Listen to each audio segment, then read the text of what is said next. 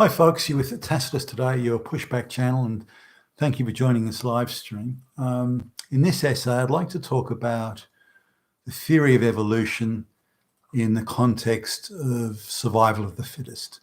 Now, I don't think many people would dispute that the globalists are determined to press on with their project, and they simply do not care about the wider collateral damage that absolute fixation is causing. They appear to take the view that whatever collateral damage is caused will just affect the masses, and they themselves will be fine. So they can press ahead with the globalist project without any fear that any of the blowback will come on them. So, and I think that's what the elites think about us now. We're not even the shit on their shoes. So this is when the issue comes up, survival of the fittest. It seems to be, certainly a lot of commentators seem to think, well, it's you got to work out a lot of weights, you got to do a lot of steroids, and you've got to be a kick-ass karate expert, and that's going to be survival of the fittest. And I kind of see the point they're making. I do understand, but in terms of evolution, we need to just look at what the concept, or not the concept, the practical reality of evolution is, and how that relates to survival of the fittest, which has become a bit of a throwaway line. Now, looking at evolution, say they're looking at the Galapagos Islands as a case in point, which is where Charles Darwin went and where he formulated many of his theories on evolution. But the way evolution works is over a long period of time, and as in thousands, hundreds of thousands, if not millions of years. Now, different species, whether it be plants and different types of animals, mammals, reptiles, they evolve at different rates, so and respond differently to different stimuli. So say in the case of Charles Darwin noticed that some tortoises had unusually long necks, as an example. Now, how evolution worked in that instance was there was a certain plant life that the tortoises were eating, and that plant life was eaten out. But there was another very similar plant, but it was a bit higher up. It wasn't on the ground. It was somewhat up. So just through natural random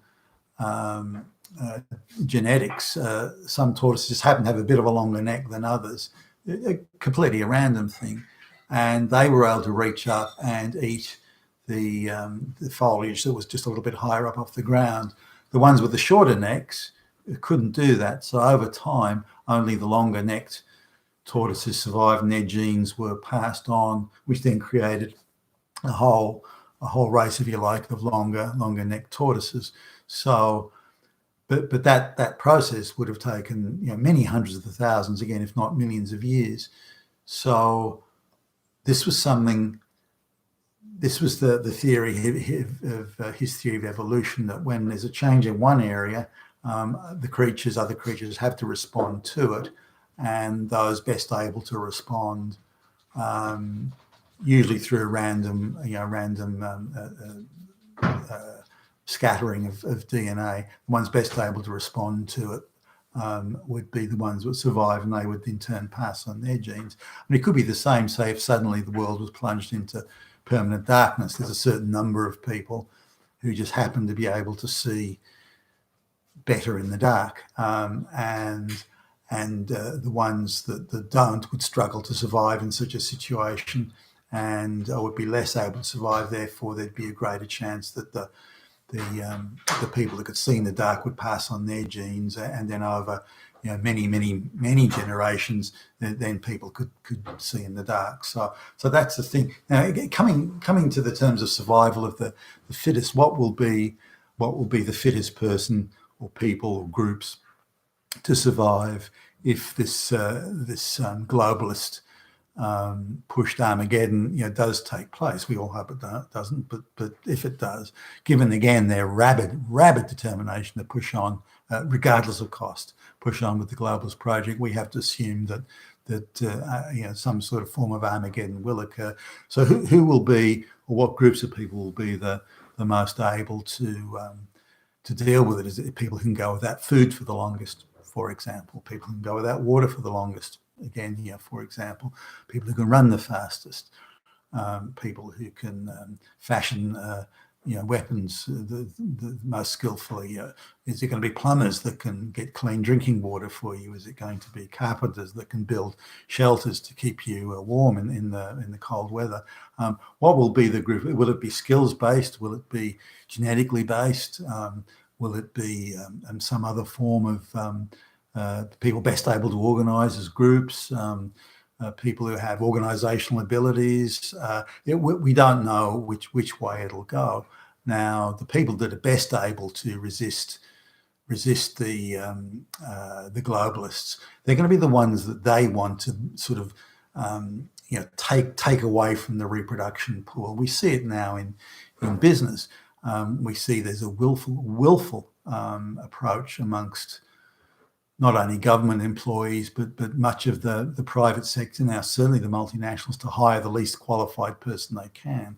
That means that the least qualified people will be the ones procreating, and the most qualified will be unemployed. And the people that are high intellectual achievers are being lost to Western society as taking away the merit. So if that stays in long enough, then people with higher intellects and reasoning abilities, all those sort of things, will actually be bred out of existence, or certainly be very, there's much fewer of them around, which means the value that a lot of bright people can add to society in terms of the businesses they start, the inventions they have, or their ability to see complex, think through complex issues, they're going to be got rid of, and they're going to not be able to get jobs. They're not going to be able to, maybe there'll be other restrictions on them. Anyone with an IQ above 100 will be a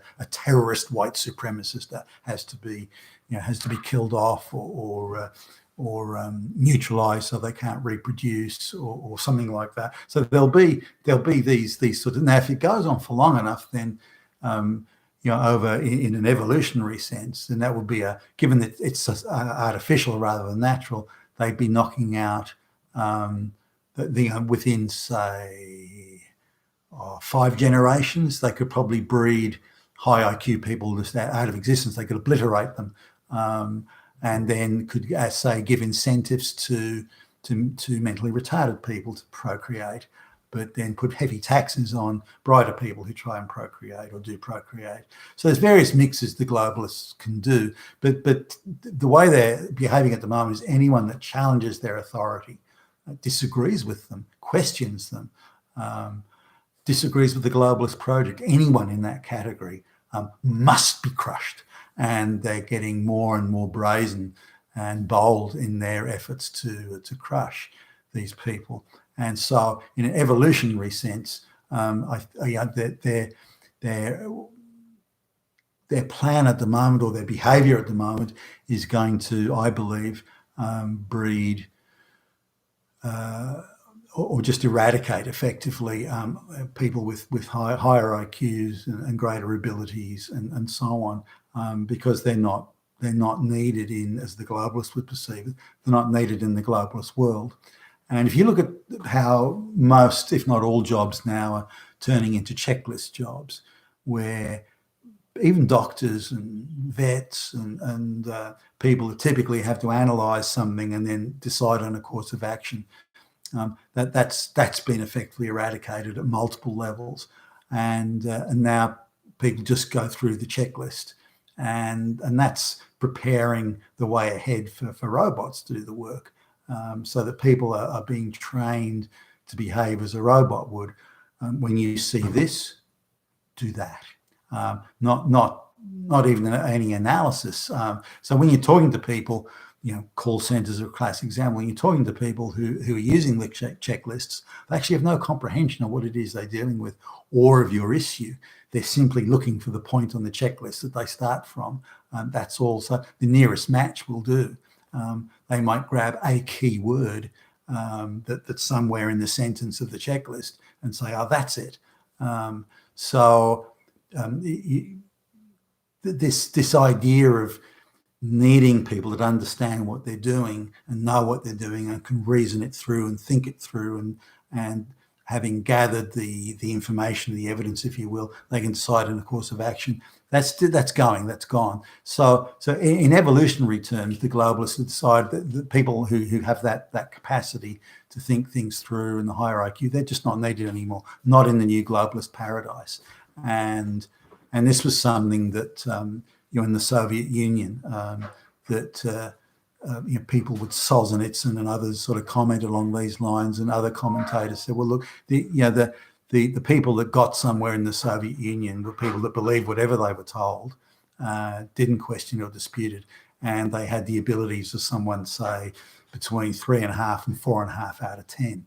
If you're above that sort of thing, then you're considered somehow in some way threatening, and you were given a job as like a gardener or something like that, something that was that would keep you away from other people, but was in itself a humiliation. So, and I think this is the way the globalists will run with how they treat the Western populations. They're outraged that the majority of white people just don't buy the bullshit that the globalists are pushing on us. And the globalists are similarly outraged. We control the body politic. We've shut down the political movement. We control the media. We control all institutions. And still these white people don't like what we're doing.